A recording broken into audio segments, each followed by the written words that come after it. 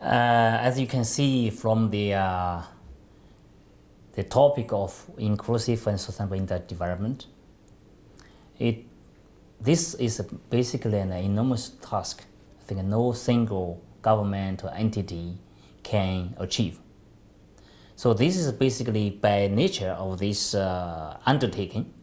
For example, for industrial development, you not only need this kind of hard infrastructure, meaning namely this roads, utilities, and equipment and factories, and also you need a soft infrastructure.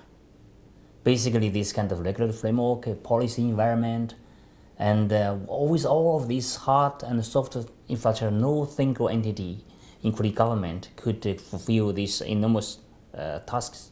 That's why it comes to the partnership, the importance of partnership. You also may be aware of that the SDGs, SDG number 17 itself is a means then of implementing 2030 agenda for sustainable development.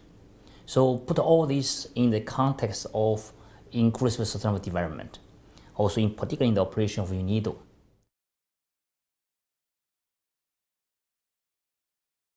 You see that how important partnership is. That's why I built this kind of understanding. Then DG Ciyong actually instructed us to put in place a mechanism to operationalize this partnership approach. Then this leads us to the program for country partnership, which is an innovative business model of UNIDO, comparing to UNIDO's traditional or previous kind of interventions, including the country program approach, or individual sector program approach, or individual project approach. This provides us an opportunity to create multi-stakeholder partnership platform. Bring on board the public and private sector, of course, under the leadership of the host government. Then UNIDO's role in this process is really to provide this kind of secretarial support. Firstly, to help the government set up this kind of coordination mechanism. Then to not only enhance their internal coordination among various functions, kind of ministries, also help them to do a better job in coordinating the various players or stakeholders who are there to support this industrial sector development. So we can see from the UNIDO's piloted PCPs, then this PCP approach really works because we receive this kind of really positive feedback from the midterm evaluation on the PCPs. Also, we receive this kind of really positive encouragement for member states through the GC resolutions. This also has been welcomed by most of these kind of partners.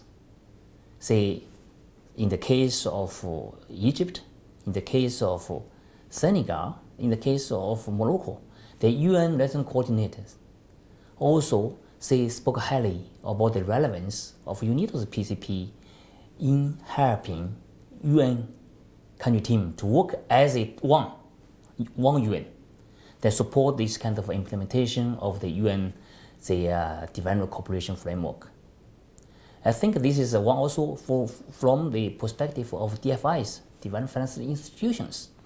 They also see the value addition of this kind of exercise, the PCP approach.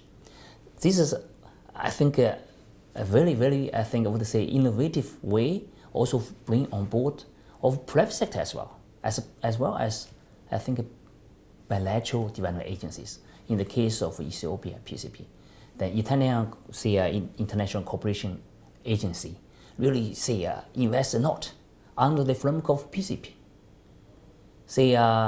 Not mentioning the private sector, of course. We starting from the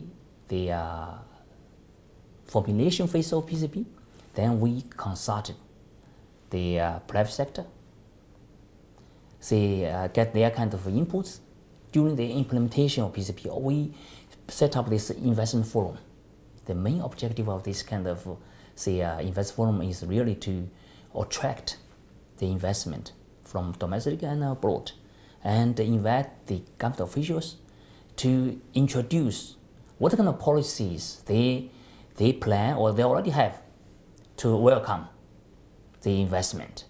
What kind of support they can provide in the case of integrated agro processing park, in the case of this eco industrial park, then what particularly this one-stop shop service then could definitely facilitate this kind of decision making of domestic and foreign investors. So I think all in all, I would say partnerships is not something a slogan, but really in the context of UNIDO's operation, it is a workable kind of approach. We are creating this momentum surrounding UNIDO's mandate, which is inclusive and sustainable industrial development.